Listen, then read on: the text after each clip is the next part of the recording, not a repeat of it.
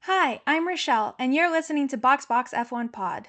We're finally back from the summer break, and we're in Spa reviewing the Belgian Grand Prix.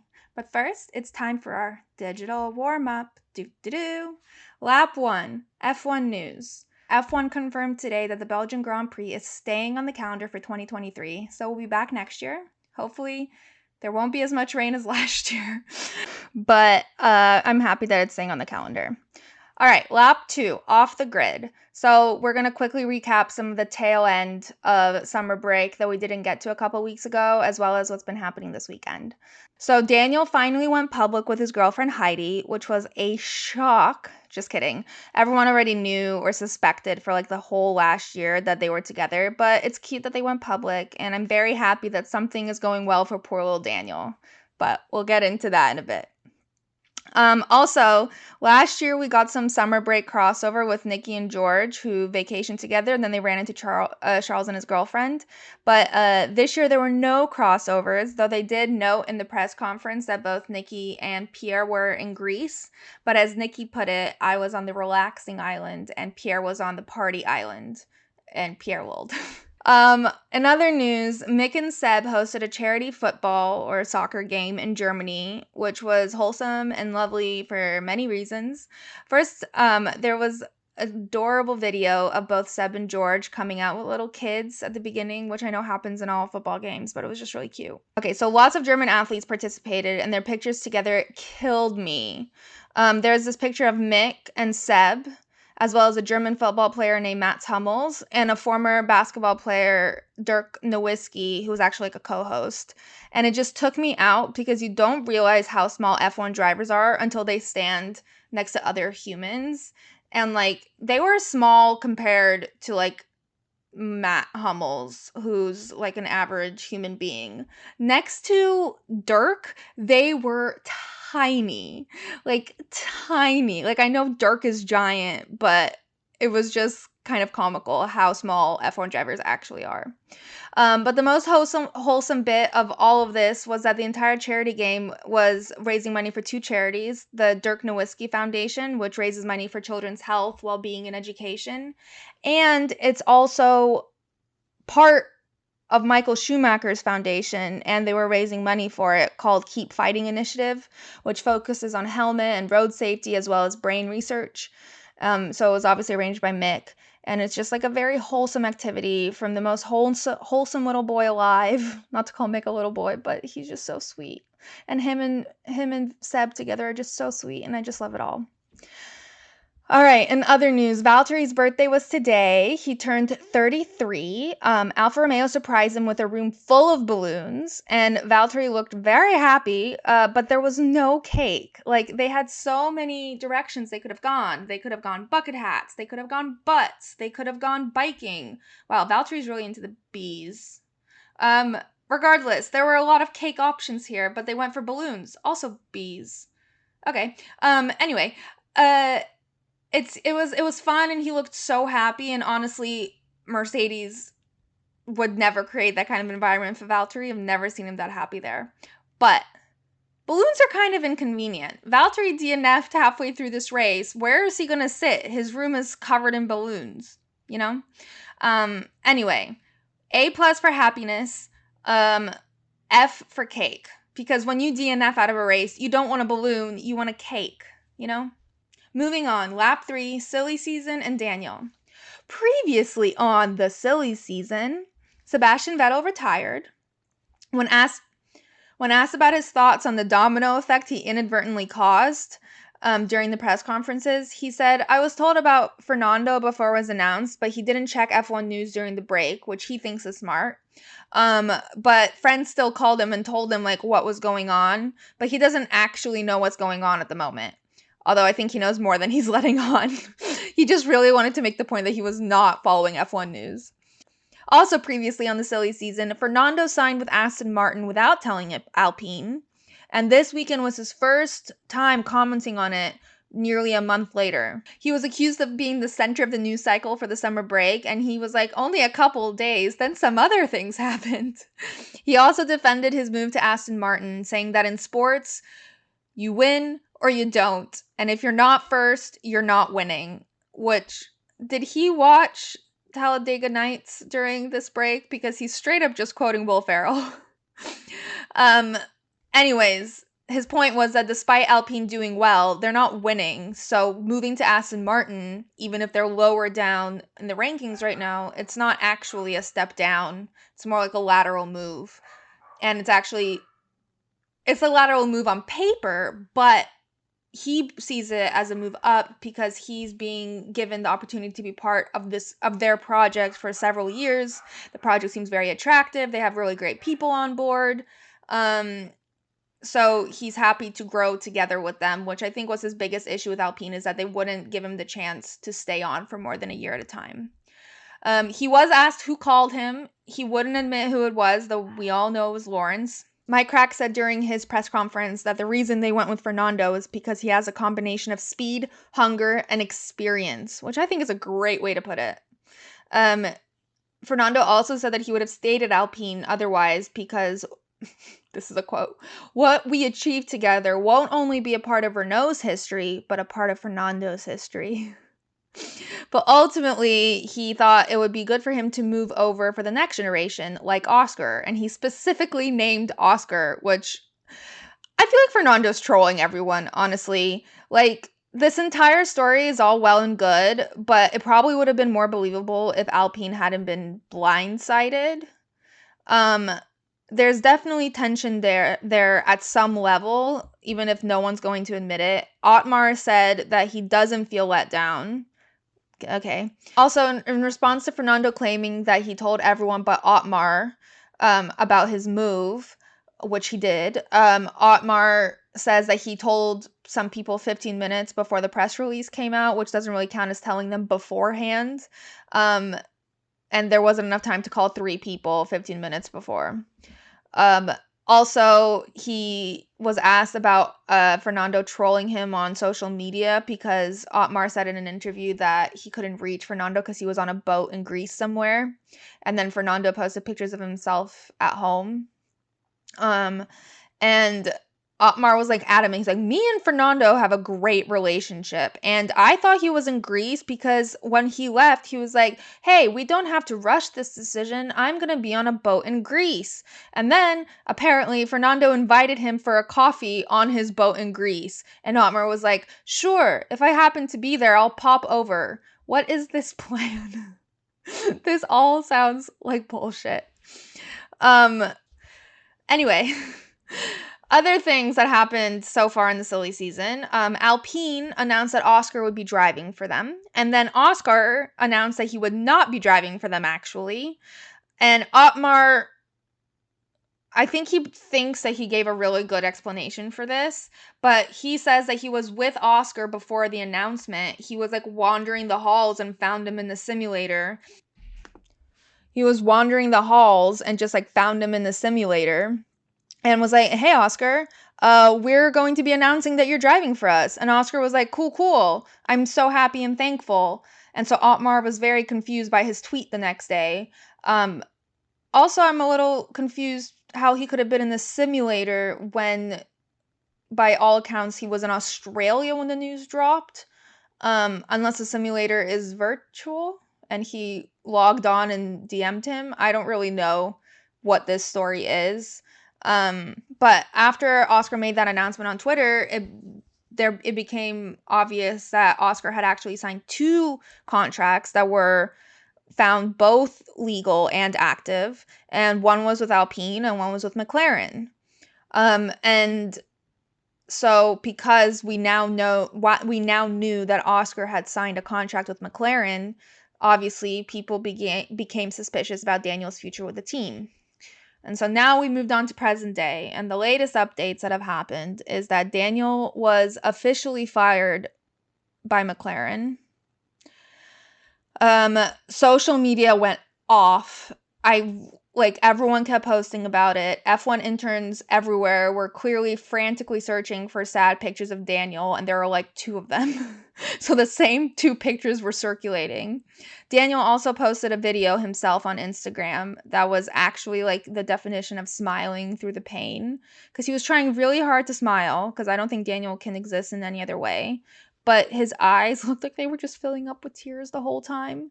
And he was so polite in the video and so nice, and talked about how the relationship wasn't working for either party, and how McLaren couldn't get the things they needed out of the partnership, but he couldn't get things out of the partnership as well. And he just sounded really broken. And I'm pretty sure everyone's hearts just collectively broke when they watched this video. So after that video dropped earlier this week, the first time Daniel talk to the public was during press conferences. And obviously he was addressed first. They're like, Daniel, let's start with you. And Daniel was like, yes, sure, I would love to start with me. And he was very sweet about it. He was like, it's not the nicest feeling, but I can hold my head up high knowing I tried to make it work. And he just kept talking about how he only wants to be in F1. He's not interested in other kinds of racing, and he would really like to stay, but he needs to have a purpose, like a real purpose. And so he really hoped something could work out for next year. If not, he was like, I guess I'll take a sabbatical. He was pushed on it. He's like, but would you take a sabbatical? Like, what is he going to say? No? He has no other option. He did say that he felt a bit like a sense of relief, not because he was going to stop trying, but because there was less pressure that he was disappointing people. And then one of the journalists said, how will you move forward with a team that clearly doesn't want you there for the rest of the season? Which is just rude. And Daniel responded as well as he could. He was basically like, a lot of people want to support me and for me to do well, so I'm doing it for those people. Wonder who those people are. McLaren's response, their public statement was pretty cut and dry. They were basically just like, McLaren Racing and Daniel Ricciardo have mutually agreed that Daniel will leave the team at the end of the 2022 season. The team thanks Daniel for his dedication and contribution, including that memorable win in Monza. We look forward to finishing the season strongly together. And then obviously we haven't heard anything from Zach or from Andreas or from anyone who's making all these decisions so far. And I have to say that whoever makes the schedule for press conferences is still just iconic, because they really cater to the drama. They paired Mike Crack from Aston, Otmar from Alpine, and Andreas from McLaren together for the press conference. At first, I was confused that Andreas was present, because usually Zach fills in for media tasks, and I was like, is Zach hiding? But I actually checked back, and Andreas has been doing them the whole year, so apologies to Andreas. He actually did really good, better than I've seen him do in the past, and he gave really good PR response about Daniel and how he's like sad about him leaving. I think he genuinely means it, but he also refused to answer a single question about other drivers. Meanwhile, like, Otmar was going like, I don't want to comment, but also here's me commenting. Overall, though, neither of them wanted to say anything until like later this week. Andreas also claims that there was open and honest dialogue the entire time this was happening. And he's like, I can still get dinner and beer with Daniel and it's okay. And like, I believe that Daniel will have dinner and beer with every person in McLaren forever, because it's Daniel. And I also don't think Daniel will ever say anything to the contrary. But it really does seem, especially the way Daniel is struggling emotionally, that he was blindsided by this. Like, they were not open and transparent with him. If Andreas is referencing to like telling Daniel he's not performing up to par, then yeah, I guess that's transparent, but they all knew that. It's more like all the Oscar stuff and all the backroom deals. Like, was Daniel aware they were shopping around? Because that's where his heartbreak is, not in like them losing faith in him. Well, I guess they're kind of intertwined. But of all the other drivers' responses, I thought Seb's was the best. He said, maybe I have too much empathy for F1 drivers, but I'm very saddened by hearing what's going to happen to Daniel. I think it's very, very difficult situation to be in. I think he's still one of the best drivers. I had the pleasure to race against him and the not so pleasure of getting beaten by him years ago. And I still think he has very much to offer in this regard. I don't know the details, but I guess McLaren failed to extract the potential that he has. And it's sad to see that he's been put in a difficult position. But I wish him obviously all the best, and I'm sure that ultimately the talent he has and the qualities he has will shine through. Which is just such a lovely sentiment from Seb. He always pulls through. And I especially liked that he said that ultimately McLaren failed to extract the potential that he has, which is truly what happened here. I don't think Daniel's too old or lost his touch. I just think it was a bad combination. And the way Seb phrased this was sort of what I was expecting to come from Lando. But Lando's response he posted on Instagram a picture of them hugging in their helmets after Monza, and like captions like, let's finish on let's have a mega end to the year together, like it's been fun. But he also did some interviews, and he was like, it just shows how tough Formula One is and how tough it is to perform at the level you have to be at. And I guess I'm surprised because when Daniel came into the team, everyone expected more. I'm sure himself even expected more from himself. When you look at it that way, yeah, I'm surprised. And it's just like, he did say that he liked Daniel, they get along. He did say all those things, but he still sounds kind of... It just reminds me of that time last year when he said he didn't have any sympathy for Daniel's struggle to fit into the team. And then was like, why are people upset that I'm saying this? And then everyone else got upset when Drive to Survive made a huge deal about it because Daniel and Lando are friends, except that they weren't friends when Lando said it. There was clear tension between the two of them, and their friendship only improved after Monza. And yes, like now their relationship is way better and they're actually friends and they get along and have a good time together. But these responses that he's giving is kind of like in the same vein. He sounds kind of cocky and immature. Like he's like, well, tough luck, Daniel, should have tried harder, is like the vibe I'm getting when he talks about it. It's not like as matter of fact as I think he thinks it is. It comes off a little ruder. And it would have been nice for his teammate to deliver similar sentiments to the ones that Seb gave. Anyway, I want to end this Daniel little spiel on one moment that happened today. I think it was after the parade. Daniel was seen sitting on the grass alone against the fence with his headphones on. And I know he does this a lot, but it didn't seem like his usual like get in the zone moment, but more like an emo moment. And then Mick came up to him and sat next to him, and then George came up to him, and then Alex came up, and they all just sat with him together. And it was just the sweetest thing. It was just so nice to see them supporting him without like doing much, it was just nice. But also I saw a follow-up to this photo where the FIA president Mohammed Ben Sulayem joined them on the ground in his like full-on suit, and he's just chilling with them. Alex looks a little confused why he's there, but I just like that Mohammed's one with the people, and just one of the boys. Jean Todt could never. Anyways, I think everyone could see that the McLaren-Daniel relationship wasn't a great fit, but it's still sad how he found out and how he was treated at the end, whatever Andreas might claim. And also to see someone who everyone knows could be so good and who everyone loves, and to have his future be questioned like this because he just didn't have the time to prepare an alternative is just sad. So coming up this silly season, Daniel's future, Oscar's future. The contract ruling is supposed to happen on Monday, so we might have an answer as to whether Oscar will be forced to drive for Alpine before this episode even airs.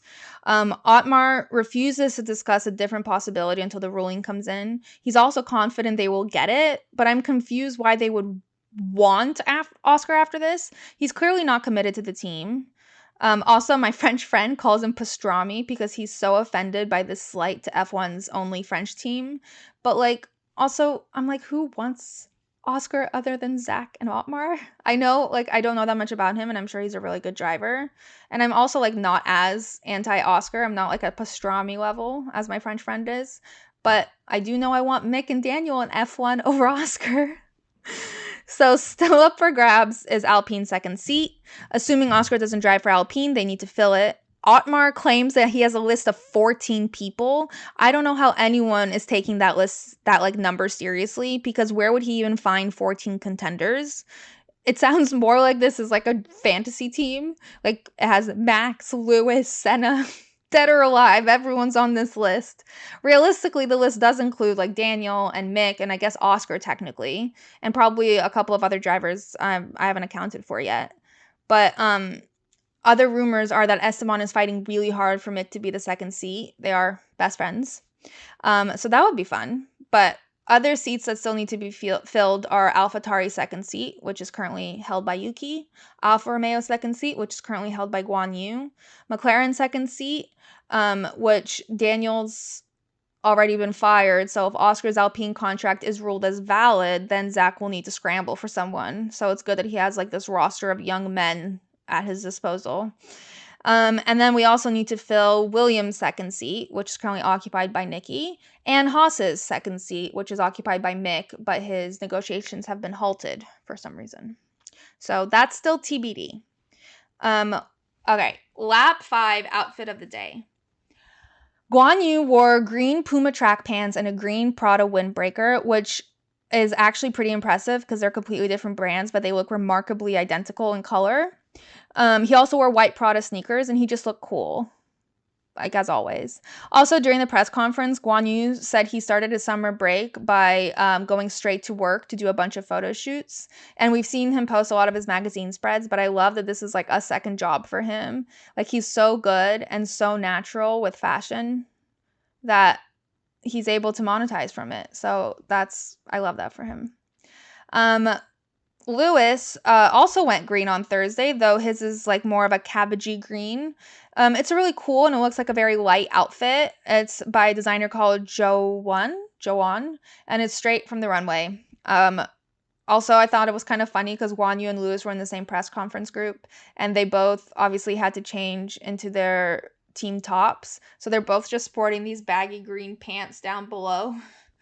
Lewis had two outfits that were kind of not notable. One was like a large green sweater from Lowe that was giving me like David Rose vibes from Schitt's Creek. It was fine. And then on Sunday he wore like a red camo cargo number and then like a red cardigan on top. I don't know who designed it. It looked fine. It looked cool. It was more chill, so I appreciated it. Truly though, his most notable outfit this weekend was from a brand called GCDS, which featured maroon cargo pants, a maroon like teddy bear material shirt and a matching sweater, and a pink knitted balaclava with white flowers on it. My grandmother knitted me a poncho when I was 7 that was exactly like this balaclava, which I feel like says everything that needs to be said about this outfit. I do wonder how much weight he would lose from sweating if he wore this balaclava during a race, though. Anyway, on that note, we conclude the digital warm-up. Let's race rhyme. OMG, it's not raining in Spa? Let's go racing, yeehaw! There are 7 grid penalties for engine changing, which means the grid will go through some rearranging. This puts Max in P14. Ain't no way he'll be our Belgium queen. But let's start at the very beginning, which as it turns out, not the best place to start. In just 2 laps, seems like half the grid falls apart. Lewis goes round the outside of Fernando.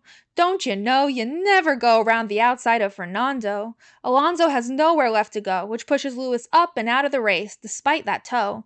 Lewis walks a lonely road back to the paddock. Meanwhile, Nicky is wreaking havoc. He beats his birthday boy Bottas in the gravel. Who knew this is how his birthday would unravel? Valtteri is out and the safety car is officially in session.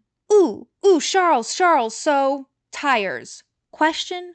Ferrari's foolproof plan is to pass strategic duties to Leclerc, as if that's going to make things over there any less berserk. In other Ferrari news, Carlos is good, but he's got his own issues. Thermal Deg is turning his tires into tissues. Once in P1, Carlos must now battle to stay in P3. Will George be able to dethrone him without causing more debris? Charles, so... box. Question? Meanwhile, Alex's car is so impassable it causes quite the congestion, and Ocon may struggle defending like a lion, but with 2 double overtakes, he's a beast, there's no denying. Charles, so... fastest lap? Not a question. Charles protests, but pits, then speeds, and doesn't get fastest lap. How weird. Ferrari's communication was just perfection. BTW, Max is first because he is our Belgium queen. Young and sweet and was never going to be only P14. All I can say about Max's drive is simply lovely. Next up's his home race. Prep the orange and pop the bubbly. All right, on to analysis. All right, quali. Big news, Alex goes into Q3 with his Williams for the first time. It's very exciting. Red hair finally paid off. Max does one stint and ends up on pole because he's Max. Mercedes was talking a big game at press conferences about how things are changing and everyone should watch out. But they qualified 8th and 9th. So, whoa. Okay.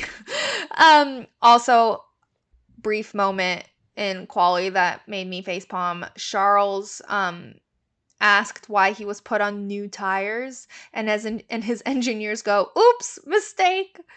And Charles is like, "Okay, so do I keep going?" And they're like, "Yup, keep going."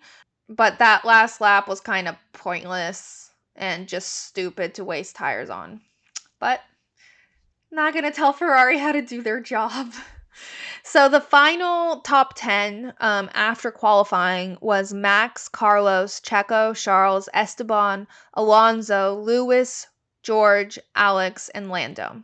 Now, there were 7 grid penalties because 7 people took power unit changes. Those people include Valtteri, Max, Charles, Lando, Esteban, Guan Yu, and Mick.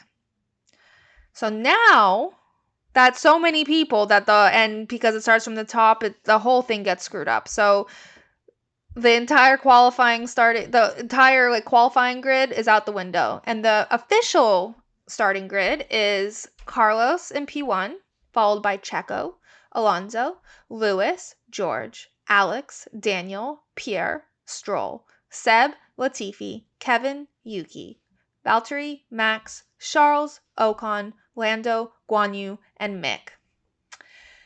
Mick on social media posted a picture of himself like getting ready for race day and wrote, "Starting on pole if it were a reverse grid." Haha. That made me laugh. It reminded me of his other iconic social post where he posted a picture of him in his father's car and captioned it, "I'm in me dad's car, vroom vroom." Which is a direct quote from a Vine. I thought Mick was too young for Vines, but here we are. "I'm in my mum's car, broom broom. Get out of my car!" Aww. Anyway, I thought it was a hilarious post. Just quick TBT. Now, on to the race. So before the start, I just need to say that I think this is the first time that I've been to Spa or looked at it on the TV and there was no rain. It's a miracle, and it automatically means that anything can happen during this race, and it'll be better than last year because nothing happened last year. Although I do stand by the fact that last year was one of my top 10 F1 experiences because I just loved watching the drivers like they were in a nature documentary, like snacking, playing chess, sleeping, tweeting, just existing in this environment that no one wants to be in. It was hilarious to me. Other things before the start, Pierre Gasly starting from the pit lane. Actually, both AlphaTauri started from the pit lane because they both experienced electrical issues and their car just wouldn't start. And they were literally about to just not start it. They were about to DNF. But in the last second, the car started and they were able to participate. And this is exciting because it was Pierre's 100th race. And he couldn't not participate. That would have been depressing. All right, so the start was kind of all over the place. Carlos had a great start, which was probably the one thing that went great for him today. Everything else was below average. Not bad, but not great. Checo did not have such a great start. He was pointed so aggressively towards Carlos that by the time the first turn came around, he had to correct himself and he ended up losing a bunch of time. Fernando, however, was quick on his feet, as Fernando usually is, and he jumped right into P2. And then disaster struck. So Fernando is currently ahead of Lewis, and Lewis comes zooming in out of turn 5, and Lewis tries to overtake Fernando. around the outside as they come into turn 6. And he basically cuts Fernando off. Fernando is on the curb. There's physically nowhere for him to go. He has no space. And Lewis was just kind of pushing all up into him. And somehow his car just like went up in the air. Just went up. Kind of like that time with Max, but not really because it didn't stay on top of Fernando. So he went off track. Fernando took like a moment, but they were both able to rejoin the race. Unfortunately, about 5 seconds later, Lewis's radio like exploded with stop, stop, stop. So he pulled over and a yellow flag was issued. But Fernando was really angry. He got on the radio and was like, what an idiot. Closing the door from the outside. I mean, we had a great start, but this guy only knows how to drive and start in first. Okay. I mean, it's hilarious and also impressive that he's able to deliver such a savage insult mid-race, but like it's obviously also not true. And Fernando acknowledged that they were really harsh words that were said in the heat of the moment after the race, but like still kind of funny. Later in the media pen, though, Lewis took full responsibility for the incident and apologized to his team. The interviewer tried to bring up Fernando's comments to Lewis, but he cut her off and was like, I don't care. I'm pretty sure this is the same lady that asked Charles about therapy, and I really don't like her questions. It was dumb to ask about therapy. It was dumb to ask about whatever the other thing she asked about was. And it's dumb to ask a driver who's cooled off and had a bad race to respond to a really rude comment another driver said in the heat of the moment. And like, I thought it was really good that Lewis cut her off. Unfortunately, later on, someone did manage to tell Lewis what Fernando said, and Lewis was displeased. He said, I know how things go in the heat of the moment, but it is nice to know how he feels about me, and it's better that it's out in the open about how he feels. I nearly broke my back coming down. I am grateful to still be alive and in shape. I am sure I will feel sore tomorrow. The incident wasn't intentional. I take responsibility for it. This is what adults do. We move on. And then when he was asked if he would talk to Fernando and like apologize to him or just talk it out, he said, no, I mean, I would have until I heard what he said. Which just seems like a silly response to me.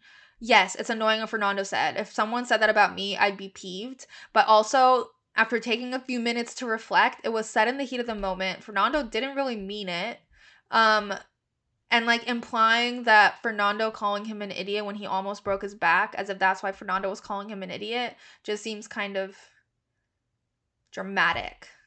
But I would also probably be salty if someone said that about me. They'd make great housewives. They really know how to say mean things and then squabble about it for a while, which is the entire premise of the Housewives.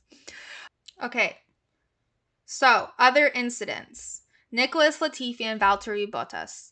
So the yellow flag had just gone up for Lewis pulling over to DNF, and in the back, it's a little confusing, but Nicholas started spinning, and then Valtteri tried to get out of his way, except Nicky ended up spinning right into him, which sent Valtteri into the gravel. And the commentators were having like a field day saying that Valtteri Bottas beached on his birthday, was like their favorite saying of all time. Latifi was able to rejoin the race, but Valtteri couldn't get out of the gravel, so he DNF'd, and a safety car was brought out. So Valtteri and Lewis are both waiting on the side of the track. Lewis looks extremely exasperated to have been left waiting for so long. He also probably didn't know something else had happened, but he like looks like he's standing there like tapping his foot, like, are you kidding me? And then there was another clip of him like fire hydrogen, putting out the fire or the steam in his car. What is that thing called? The one that you pour onto fire, the red hydrant? Anyway, he was fire dozing his car. By himself, it looked like. I don't know if they were just to the side, but it looked like he was alone. And then there was like, they showed his trek back up to the paddock, and it was just like, every time they walk back to the paddock, it just makes me laugh, especially when it's through like nothing. Like that one picture of Checo like walking through the forest back to the paddock and passing like a lone hiker. Hilarious. So the Nicholas Valtteri incident was not reviewed, but the Lewis Fernando incident was reviewed, and Lewis was found to be at fault, but he was not punished for it. So the safety car lasted between laps 2 and 4. For some reason, Charles had to pit during this time. I don't actually know why. I think there was some issue.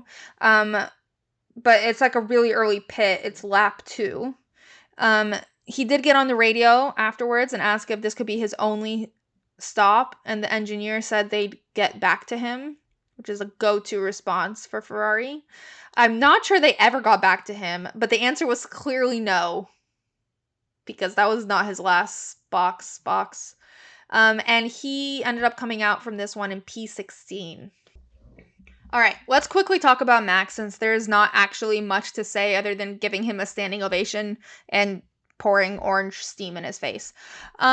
So the one thing I think everyone can agree on after this race is that Max is in a league of his own. I'm sure everyone will disagree on how he got there to this league of his own, whether it's his car, luck, talent, whatever, bias from the stews, whatever it is. Everyone will have their own reason, but the fact remains, he's literally untouchable right now. He's been giving us flawless drive after flawless drive. Not only that, but his attitude has been mature, fun, and calm. Curved Cap Max all the way. And the performance is matching the attitude, and it's just amazing to see Max flourishing. Back in Hungary, Max started in P11 and won, which was a shock to everyone. So when Max was starting in P14, I think the stat I saw was at 67% or so of people thought he would win. Starting in P14, when have the odds ever been in that person's favor? People might have won from that far back, but no one's like, you know what? I'm pretty sure this person's going to win from P14. But he did do it. So by the time the safety car ended in lap 4, Max had already moved from P14 to P8. And by lap 6, he had moved into 6th. And by lap 8, he's in 3rd. And the commentators made a great point that not only does he have the man in the machine on his side, but he probably also has like a huge psychological advantage over the other drivers. Like, who wouldn't be tripping out if they saw someone who started miles behind them was in their rear view mirror? Like, that's wild. Also, another thing that kind of irked me was that I know Charles and Max are like the closest to each other in the championship, or were, but they're not actually close. Like, I know it's natural to compare them because theoretically Charles is his closest rival, but like, it doesn't make sense to me to draw comparisons to Max and Charles every moment of the race. Like, the commentators were talking about Max and Charles as if they were wheel to wheel. And they were like, the difference between Max and Charles is 15 seconds, and Charles has already pitted, but Max hasn't. Like, okay, Charles was in P15 and Max was in P3. Are they insinuating that since it takes like 19 seconds for a pit stop, that if Max were to pit right now, Charles would somehow get ahead of him? That's clearly not the case. And like, I'm Charles' #1 fan. I wish that's where he was at, but luck, strategy, just not on his side, and he suffers for it. So by the end of the race, Max is literally 100 points ahead of Charles. Checo is second in the championship. Charles is not even second anymore. Like, we don't need to compare them when it's not relevant. And lately, it's like not been relevant. I'd love to compare them, but I also don't think it's helping Charles' mental space to be constantly compared to Max. And like, are you thinking about the championship? Like, what do you think? Thoughts? Let's move on to Ferrari, where we will be talking a lot about Charles' thoughts on matters. But first, let's talk about Carlos. He started on pole, but he had like severe tire degradation issues. They were also very intense in pointing out that it was not just like regular tire degradation, but it was thermal degradation, which is apparently very different. If anyone knows the vast difference between thermal degradation and other types of degradation, I'd love an explanation. But all I know is this was thermal. Not only was there the tire deg, but their race pace just like wasn't there today, especially compared to Red Bull, which I think their pace even freaked Max and Christian out. I don't think anyone understood why they were just flying. So it really is a miracle that Carlos podiumed at all, and it's obviously like huge credit to him, because to work through slower speeds, bad tires, and to still finish P3, pretty impressive. During his post-race interviews, though, he was asked if it was easy keeping George at bay, and Carlos just went, no. Which I'm sure it wasn't. And then in the cool-down room when he was chatting to Checo and Max about his race, and he's like, did you guys have tire deg? And they're like, no. And he's like, I had it 3 laps in. So kudos to Carlos for fighting through all that. But as per usual, the true mystery of Ferrari lies with Charles. Again, this is why I was confused by the GQ article that we talked about a few weeks ago that claimed that Charles is the favorite and Carlos is like the dirt under Ferrari's degraded tires. Like, Carlos is not suffering from the same horrible decisions that Charles is. Not that he hasn't had his fair share. He's for sure has, but they're nowhere near the same frequency that Charles seems to be experiencing them. Like, Charles is getting it multiple times a race, like today. I thought that the issue today was very nicely summed up by the commentators. They said, they do ask their drivers a lot of questions at Ferrari. And truly, it seemed as if Ferrari decided that, like, the events of the last few races required some sort of recon when it comes to comms strategy, which is a great takeaway. Like, I've been saying it all year. I think everyone's been like, get your communication in order. However, when we were all, like, begging Ferrari to get their shit together and to learn to communicate with each other and their drivers, this, like, was not what I think anyone had in mind. Because this is basically how today went. Charles's engineer gets on the radio. Question for you, Charles. Would you like new medium or new hard to go through traffic? Question? This is a question. And they kept repeating that it was a question. And in that particular situation, like, I think I didn't really understand what Charles said, but in summary, he just, like, didn't want to pit and then he was fine. And the engineer goes, well, this is good. And then they go, okay, so you are doing good on tires. Can you do 5 more laps? Question. And this happened like 3 more times. Like, if they did go through some comms training, why was this the result? There's a way to have clear, concise, and effective communication. And then there's treating Charles like an idiot. After the race, Mattia was asked if they were trying to give Charles more autonomy, and Mattia was like, not really more autonomy, just trying to make sure transparent communication to, let me say, avoid any misunderstandings. Lesson learned from the last races. I think it's more important to be clear on the radio so that at least we are all involved and there are no surprises. Not only, though, is this approach like blaming Charles for miscommunication in the past, it's also setting him up to take the blame for future mistakes. So now they can be all like, well, we were explicit. We asked. We literally said, Charles, make a decision. And he made the decision. We're out. We had nothing to do with this. But, like, if we needed proof that this new tactic doesn't actually improve communication within the team, we got it in the last 2 laps of this race. The engineers go, if we stop now, you will be 1 second ahead of Fernando. This will be for fastest lap. Pit confirm. To which Charles replied, I would not risk it right now. If you really want to try it, we can, but I would not risk it. To which his engineers replied, box now, box. So he boxed, he got fresh tires, came out right next to Fernando. Fernando overtakes him. Charles manages to fight it back in the last few seconds and finishes P5. And then he gets a 5-second penalty for speeding in the pit lane. And he gets relegated to P6. And Fernando gets P5. This wouldn't have happened if he wasn't pitted. And he wouldn't have been pitted if his team listened to him. Like, just because you're not saying question at the end of every statement doesn't mean you shouldn't be listening for the response of your driver who's in the car and knows what's going on. Maybe Charles should hold his own more. Maybe that's the issue. Maybe he needs to tell them no more often. But they should also listen to their driver. He said he didn't want to pit. And then you made him pit. And because of the literal experience in the pit lane, he got a penalty and lost P5.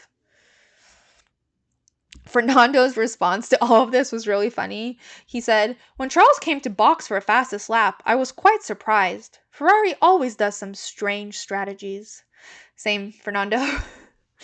Also, if anyone's wondering where Charles's head is at, one need only look at his social media because his post-race post was captioned, P9 in lap 1, then tear off in the brakes that causes front right brake overheating, have to stop to take off the tear off of the brakes, come back to P5, took a 5-second penalty for being too quick in pit lane because of a burned sensor caused by the first issue. Beautiful day.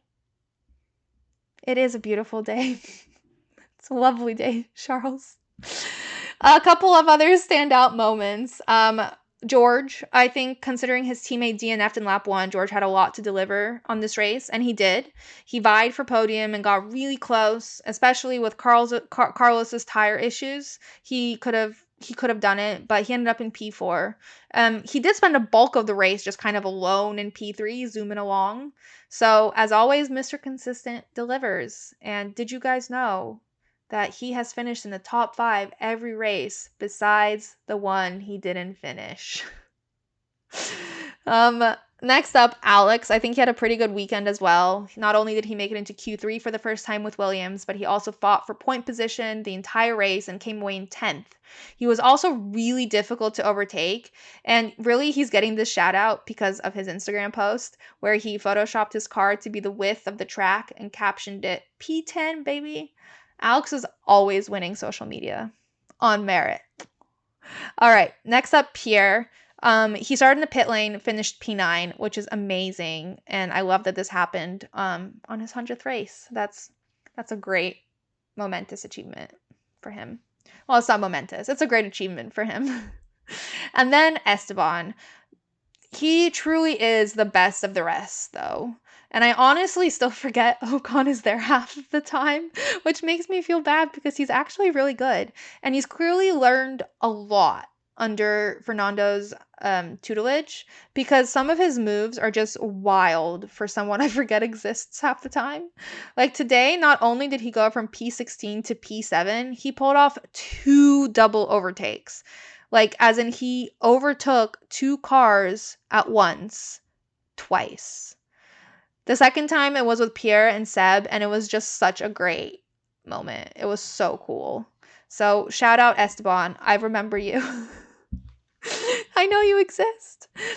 And this isn't a person, but I really need to know how many plans each team comes up with. I should probably have someone on here to talk me through the process of strategizing for a race. Because every race, Ferrari seems to just be outdoing themselves. We've gone all the way up to E with them. This race, we made it to plan D, which already seemed painful enough. And then McLaren hopped on the radio and is like, we're going to plan G. Plan G? What were the first 6 plans? How did we get to G? I understand having a backup plan, and I understand having multiple backup plans, but could they be a bit more fun and not so obvious that they've created 45 contingency plans in case things blow up? In American football, their plays have fun names, right? So why are we just going through the alphabet? Because when you go through the alphabet, it also makes it feel like you're doing it in order. It sounds like you've had 4 plans that have failed you, and you're just a shit strategist, so you just keep going down the line. If you mix it up and don't make a chronological thing, no one will know if you've messed up 50 plans already. Maybe you're just trying something new for fun, you know? Okay, so the results.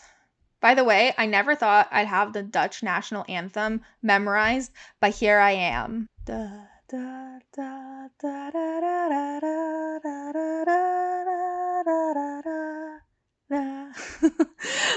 If there was a Spotify rap for unintentionally listened to sounds, the Dutch national anthem would be at the top of mine, because how many times have we heard it by now? Every race. All right, so the finishing results are Max in first, Checo in second, Carlos in third, George in fourth, Alonso in fifth, Charles in sixth, Ocon in seventh, Vettel in eighth, Pierre in ninth, and Alex in 10th. Bottas and Hamilton both DNF'd, and Max got fastest lap despite Ferrari trying so hard to have Charles get the fastest lap. Okay, so now driver of the day. The official driver of the day is Max Verstappen, which is obviously true. But I'd like to shout out some unofficial ones. I think Carlos deserves recognition for holding on to P3 despite all of this thermal degradation. And I also want to shout out Esteban, who did 2 double overtakes and went from 17th to 7th. That is crazy good driving from Esteban. Dick in the Box is Ferrari's communication consultant because shouting question after every statement, except the ones that matter, and ignoring the response anyways is not an effective communication strategy. It's just not. So you are a dick communication consultant, and you guys need a new one. All right, so the current standings is Max with 284 points, Checo with 191, Charles with 186, Carlos with 171, George with 170, and Lewis with 146. So Checo and Charles are close. They're 5 points apart. Max is 100 points ahead of Charles, which is why I'm like, why are we still comparing them? Like, will Charles win the championship if he wins every single other race left this season? Like, is that even a possibility? How many races must he win? And what does Max need to DNF them all to not win? How could Charles possibly win is my question. Is there any scenario where this happens without Max just like dropping out of F1? So the Constructors' Championship, we have Red Bull with 475 points, Ferrari with 357, Mercedes with 316, Alpine with 115, McLaren with 95, and then Alfa Romeo, Haas, AlphaTauri, Aston Martin, and Williams.